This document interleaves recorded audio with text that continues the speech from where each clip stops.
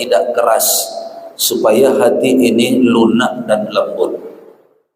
Nah, Bapak dan Ibu jamaah yang dirahmati oleh Allah Subhanahu wa taala, ziarah kubur adalah merupakan syariat di dalam agama kita.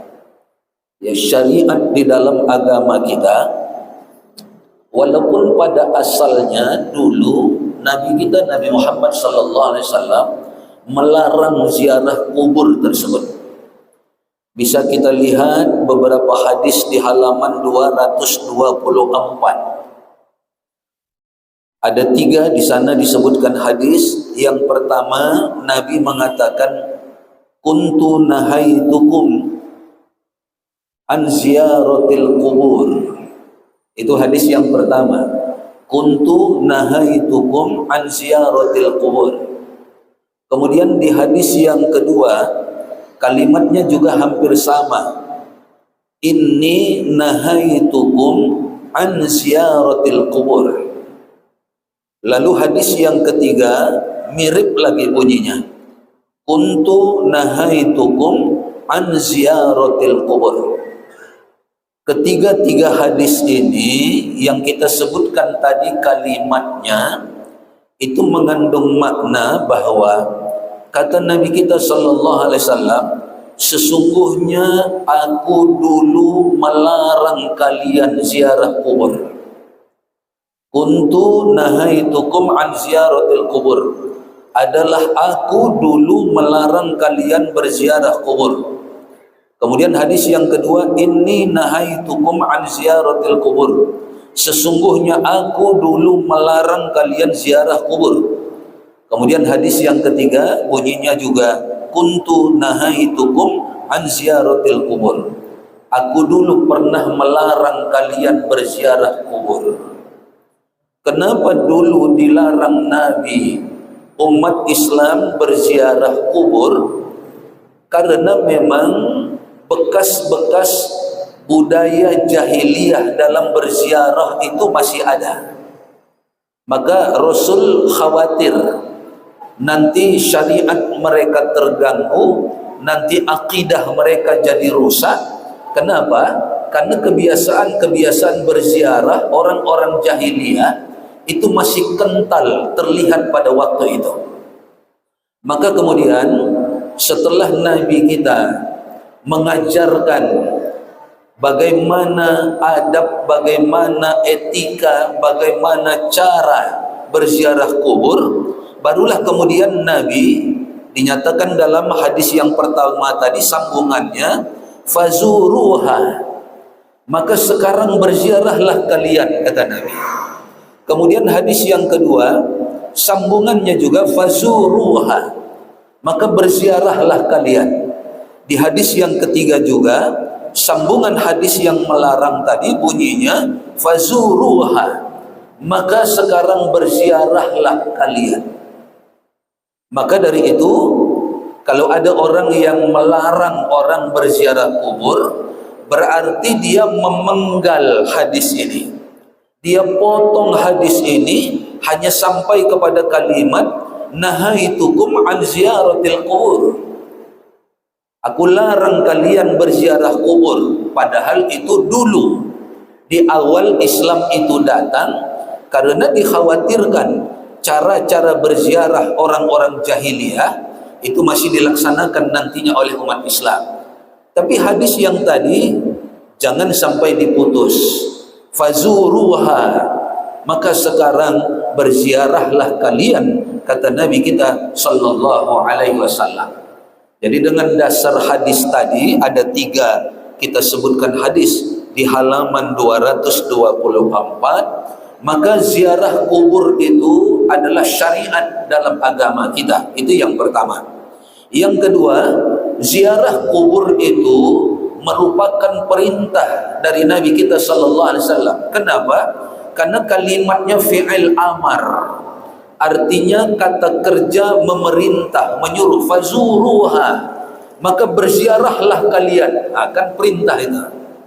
Maka ini perintah dari Nabi kita sallallahu alaihi wasallam. Ini perintah yang harus ya sedapat mungkin kita tunaikan. Itu yang kedua.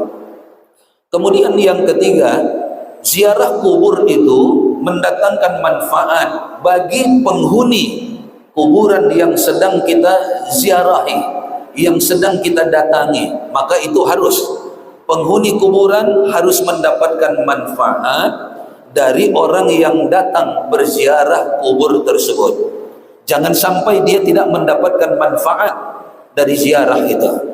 Kemudian yang keempat, ziarah kubur itu akan mendatangkan manfaat bagi orang yang melakukan ziarah itu sendiri.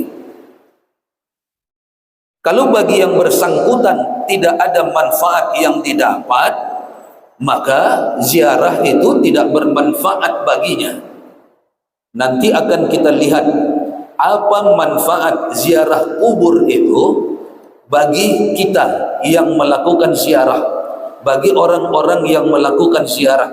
Ada beberapa hadis Nabi kita sallallahu alaihi wasallam yang nanti akan menjadi pegangan kita.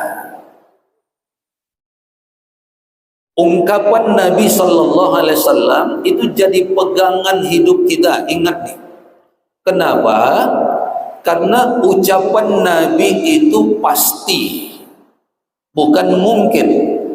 Ucapan Nabi itu benar, tidak mungkin salah. Ucapan Nabi itu yang ketiga menjadi dasar syariat bagi kita. Itu yang ketiga. Maka ungkapan Nabi jangan dikesampingkan. Orang-orang sekarang saya lihat lebih suka mengutip pendapat dan perkataan manusia biasa ketimbang dia mengutip ucapan-ucapan Nabi. Padahal kalau orang biasa pendapatnya boleh jadi benar, tapi tidak ada jaminan benar. Kalau hadis Nabi dijamin benar. Kemudian yang kedua, ungkapan ucapan manusia biasa itu tidak pasti. Tapi kalau ucapan Nabi itu pasti. Yang ketiga, ungkapan manusia biasa itu bukan syariat. Tapi ungkapan dan ucapan Nabi itu syariat bagi kita. Yang keempat, ucapan-ucapan manusia biasa jangan dijadikan dalil. Awas nih. Ucapan manusia biasa jangan dijadikan dalil. Tapi kalau ucapan dan ungkapan Nabi itu dalil. Di situ letak perbedaannya. Sehingga kadang-kadang kita sayangkan orang. Ucapan Nabi tidak dia ingat, tidak dia kutip, tidak dia sampaikan orang lain. Tapi kadang-kadang dia menyampaikan menurut Mahatma Gandhi, dengan bangganya dia mengatakan itu. Menurut Mahatma Gandhi, itu bukan dalil, belum tentu benar, itu tidak pasti, dan itu bukan merupakan syariat. Abaikan saja. Apalagi kalau apa yang mereka sampaikan itu memang ada disampaikan dalam hadis Nabi, maka ini lebih harus kita utamakan. Utamakan hadis Nabi, berpahala kita mengungkapkannya.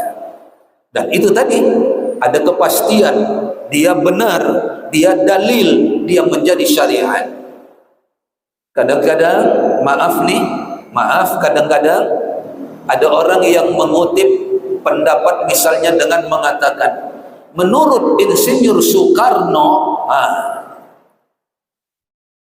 Apa yang diucapkan Insinyur Soekarno silakan kalau mau dihargai, tapi yang diingat adalah ucapan Soekarno bukan syariat. Ucapan Soekarno belum tentu benar.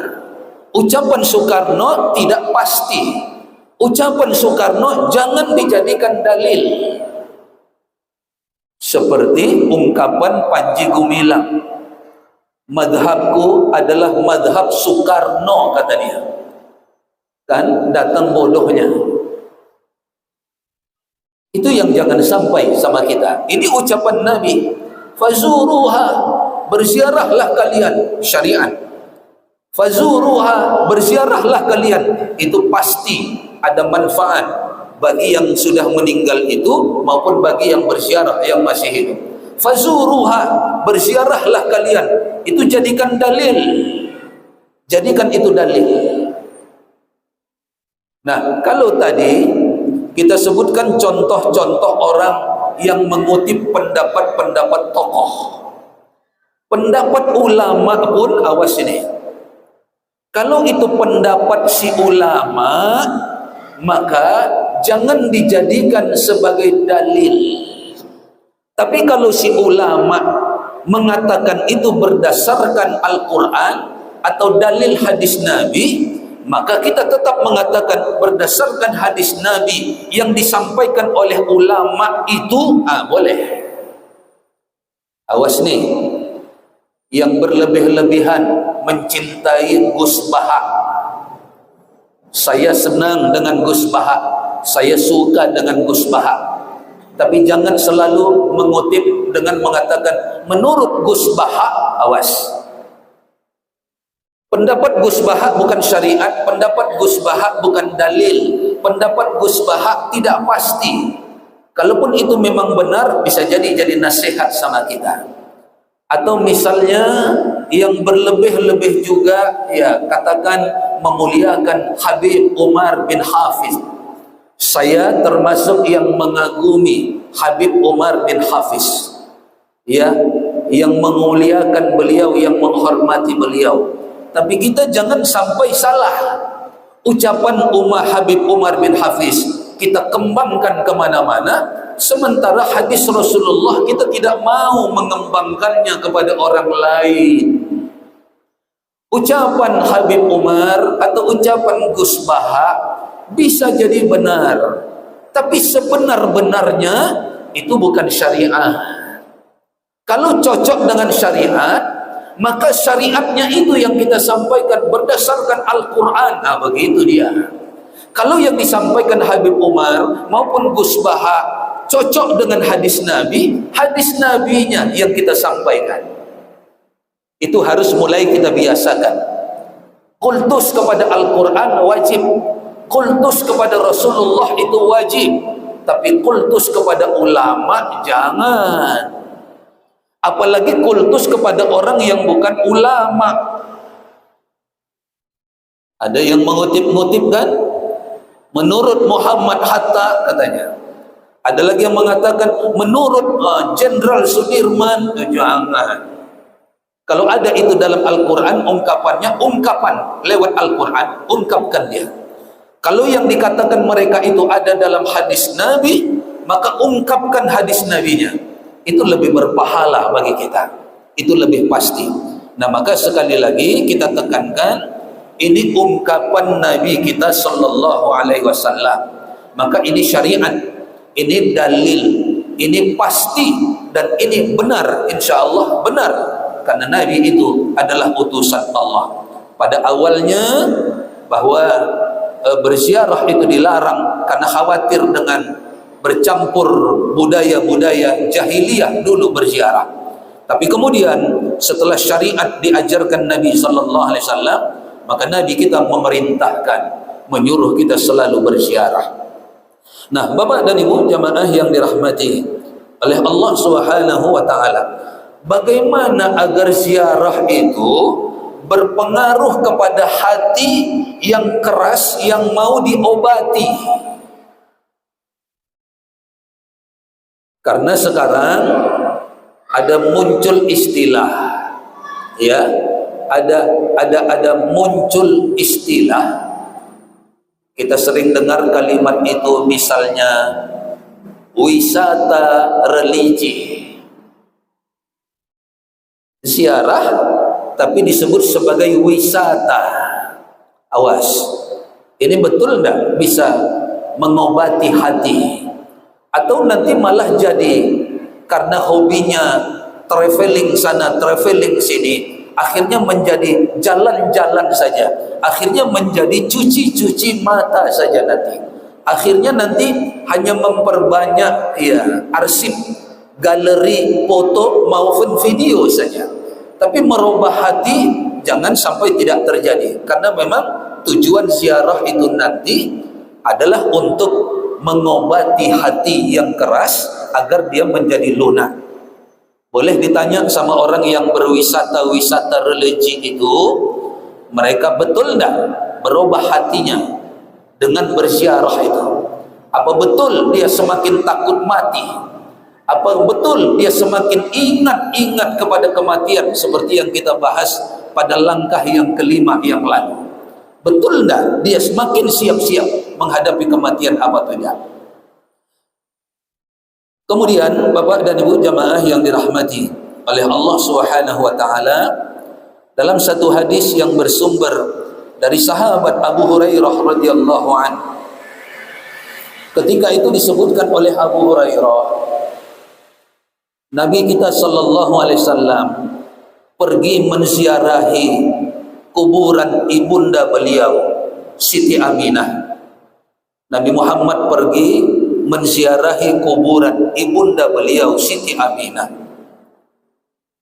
Sahabat-sahabat yang ikut bersama Nabi ketika itu melihat Nabi menangis luar biasa, sampai-sampai orang-orang yang ikut bersama Nabi ketika itu juga ikut menangis seperti tangisan Nabi kita sallallahu alaihi wasallam. Maka ini bisa kita pahami, ya, bisa kita pahami bagaimana Nabi kita sallallahu alaihi wasallam umur 2 bulan masih di dalam kandungan, ayahnya sudah tidak ada. Wajar kalau dia rindu ayahnya. Kemudian ketika dia berumur 6 tahun, baru saja 2 tahun dia diasuh oleh ibunya.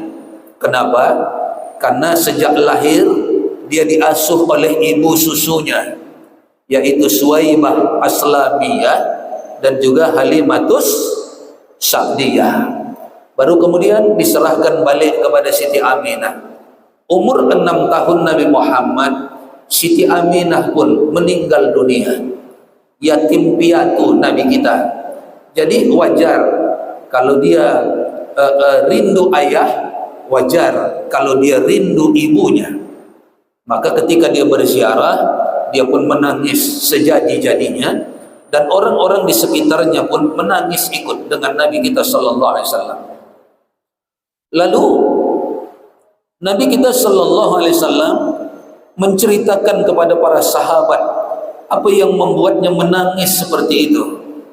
Maka Nabi kita mengatakan dalam hadis ini di halaman 223, kata Nabi kita, istadzantu rabbi fi an astaghfira laha falam yu'dzan li. Kata Nabi, istadzantu, aku minta izin rabbi kepada Tuhanku fi an astaghfira laha, agar aku memohonkan ampunan untuk ibuku. Falam yu'dzan li, tapi Allah tidak mengizinkan aku.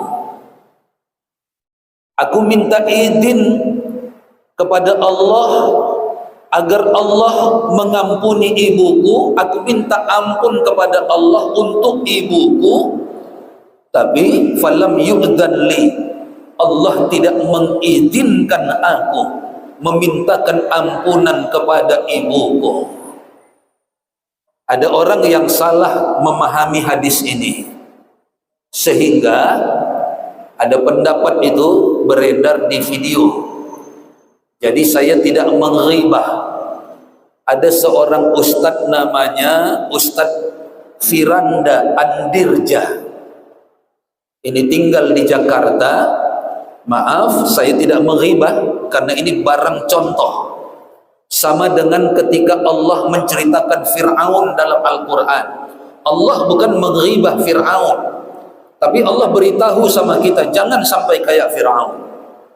Ketika Allah menceritakan Qarun, Allah menceritakan Raja Namrus di dalam Al-Quran, Allah bukan sedang menghibah Namrus dan juga Qarun, tapi Allah menceritakan sama kita agar kita jangan sampai seperti Qarun dan seperti juga Namrus. Allah menceritakan kaum Thamud, kaum 'Ad, kaum-kaum yang lain dalam Al-Quran. Bukan berarti Allah menghibah mereka, Tapi Allah ceritakan sama kita supaya kita jangan sampai seperti mereka. Saya pun malam hari ini insya Allah tidak menghibah Ustadz Firanda Andirja, tapi saya sampaikan kepada kita supaya kita jangan sampai berpahaman seperti yang dia sampaikan itu. Apa itu? Mereka percaya bahwa ayah Nabi Muhammad tempatnya di neraka, ibu Nabi Muhammad tempatnya di neraka, kata mereka. Firanda Andirja ini ustadz pentolannya kaum Wahabi. Itu ustadz mereka. Tapi itu ungkapan dia. Videonya beredar, makanya saya tidak ghibah. Semua orang bisa menyaksikannya. Nah, ini saya sampaikan bagi kita yang mungkin belum pernah menyaksikan video tersebut. Maka tujuannya jangan seperti itu pemahaman kita. Tega benar kita mengatakan ayah Nabi Muhammad di neraka, karena katanya tidak ikut agama Nabi Muhammad. Ibu Nabi Muhammad kata mereka di neraka karena tidak ikut Nabi Muhammad. Mereka tidak paham ketika mereka masih ada, Nabi Muhammad bukan siapa-siapa, belum bawa syariat. Ketika Nabi Muhammad menjadi Rasul umur 40 tahun, ayahnya sudah tidak ada, emaknya sudah tidak ada.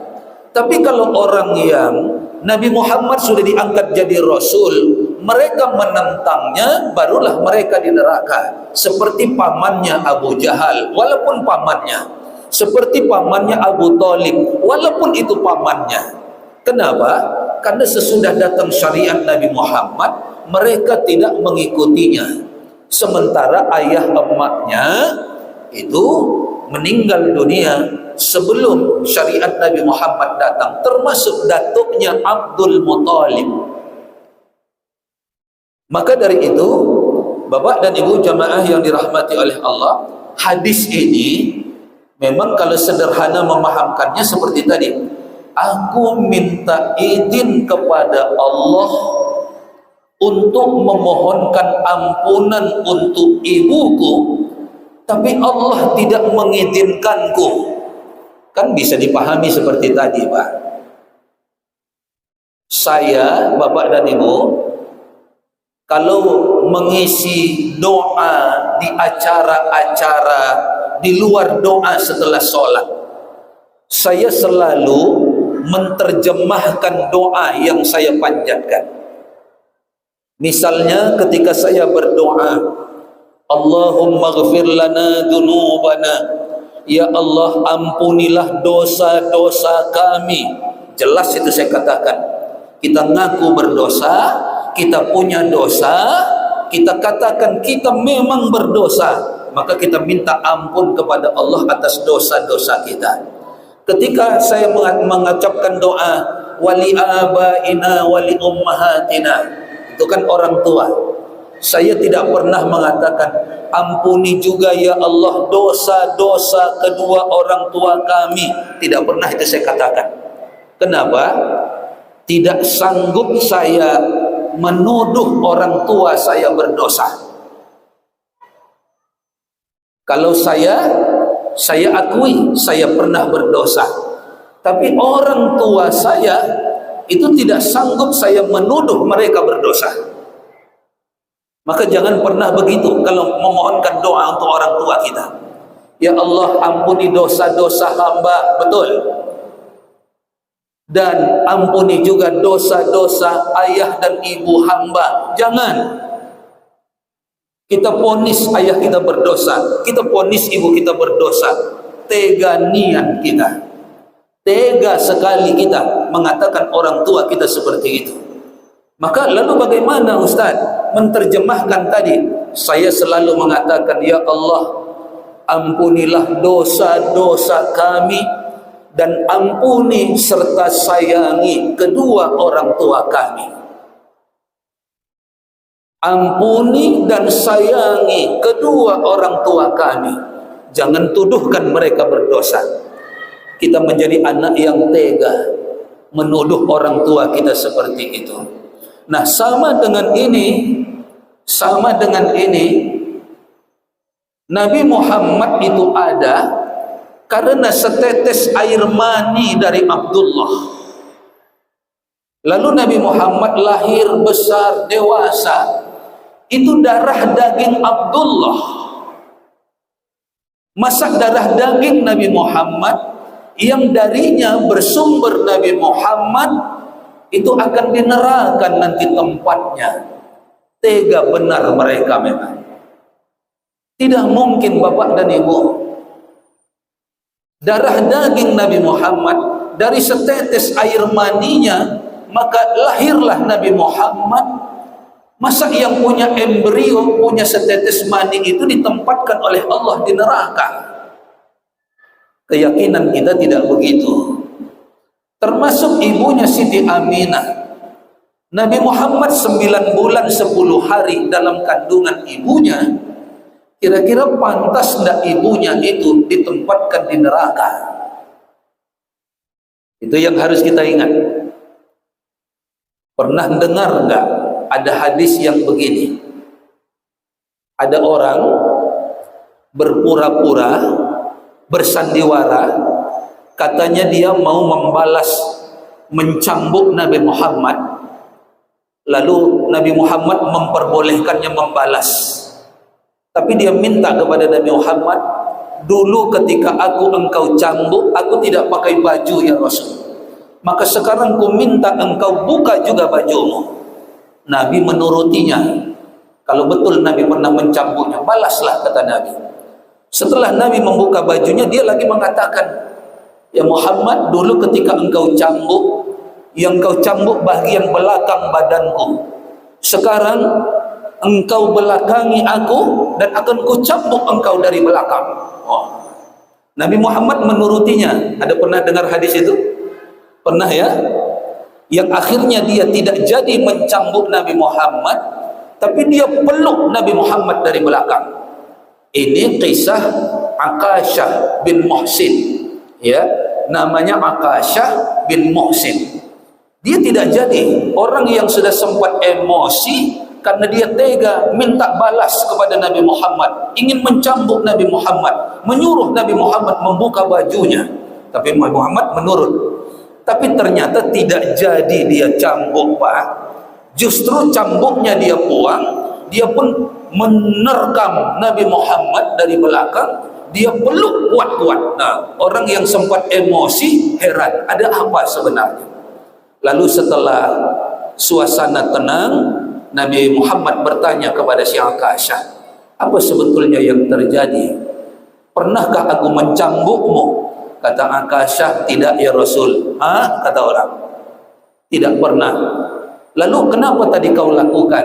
Kata Akasyah, tadi aku dengar engkau menyampaikan ayat yang terakhir turun. Engkau mengatakan tidak akan ada lagi wahyu dari Allah yang akan turun. Maka aku berpikir ya Rasul, kalau wahyu tidak lagi turun, untuk apa lagi seorang nabi?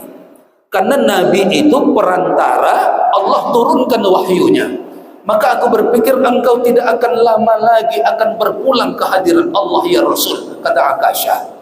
Maka kapan lagi kesempatan bagiku untuk bisa memelukmu dengan harapan nanti bekas pelukanku ini, bekas-bekas badanmu yang ada di badanku ini menjadikan nanti api neraka tidak akan membakar tubuhku ya Rasul. Kata Nabi, apa yang kau inginkan itu akan dikabulkan oleh Allah. Nah, orang yang sebentar saja, sebentar memeluk Nabi Muhammad, neraka tidak akan mau menyentuhnya. Bagaimana dengan orang yang air maninya itu asal Nabi Muhammad? Bagaimana dengan orang yang 9 bulan 10 hari dia kandung Nabi Muhammad di dalam perutnya, di dalam badannya? Apakah mungkin mereka ke neraka? Nah, jadi isi hadis tadi bukan menganggap bahwa Allah tidak izinkan Nabi Muhammad minta ampun kepada ibunya, bukan berarti ibunya ke neraka. Artinya apa? Ibu Nabi Muhammad tidak punya dosa yang perlu diampuni. Maka Allah tidak izinkan. Jangan kau minta ampunkan kepada ibumu seolah-olah ibumu itu berdosa, seolah-olah ibumu itu bersalah. Padahal Allah larang tidak izinkan tadi menandakan bahwa ibu Nabi Muhammad tidak berdosa. Kenapa? Karena larangan-larangan dalam syariat belum turun ketika ibu Nabi Muhammad masih hidup. Perintah-perintah dalam syariat itu belum ada diperintahkan kepada orang sebelum Nabi Muhammad diangkat jadi Nabi dan Rasul, termasuk untuk ayahnya dan untuk ibunya. Sama dengan orang kan sekarang nanya sama kita di Google sedikit ya, walaupun sudah lewat, saya sudah dengar Pak Haji, supaya tidak putus pemahamannya. Ada orang yang bilang sekarang, memangnya coba sebutkan katanya, ketika Nabi Muhammad meninggal dunia, ada yang tahlil apa enggak? Orang minta dalil supaya katanya mereka mau tahlil. Ketika Nabi Muhammad ditahlilkan atau tidak? Saya bilang kalian bodoh. Tahlil itu untuk kita yang banyak dosa. Ditahlilkan supaya diminta ampunkan untuk kita, manfaatnya untuk kita. Nabi Muhammad ditahlilkan untuk apa?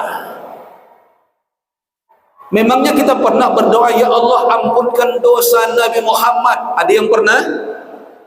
Menandakan dia tidak berdosa. Untuk apa dia ditahlilkan? Ada kita yang pernah, ya Allah ampunkan dosa Abu Bakar Siddiq, ya Allah ampunkan dosa Umar bin Khattab, ya Allah ampunkan dosa Siti Aisyah, ya Allah ampunkan dosa Siti Khadijah. Pernah? Tidak. Kenapa? Mereka orang-orang yang sudah dijamin oleh Rasulullah menjadi ahli surga, mau ditahlilkan. Yang ditahlilkan itu kita yang belum jelas ini Pak, yang nasibnya belum tentu inilah yang penting untuk ditahlilkan. Ada yang mengatakan begitu. Coba mana hadisnya? Nabi Muhammad pernah ditalkin apa enggak di kuburan? Untuk apa Nabi Muhammad ditalkin? Untuk apa sahabat-sahabat ditalkin? Untuk apa Imam Hanafi, Imam Maliki, Imam Syafi'i, Imam Hambali ditalkinkan? Yang perlu ditalkinkan kita yang enggak jelas-jelas ini. Kadang-kadang orang minta dalil seperti itu. Nah, maka dari itu masih panjang lagi, ini akan kita bahas nanti insyaallah. Kita bermohon kepada Allah Subhanahu wa taala, Allah pertemukan kita kembali dalam keadaan sehat wal afiat pada taklim-taklim kita yang akan datang. Amin ya Allah, amin ya rabbal alamin. Rabbana zidna ilman nafi'ah.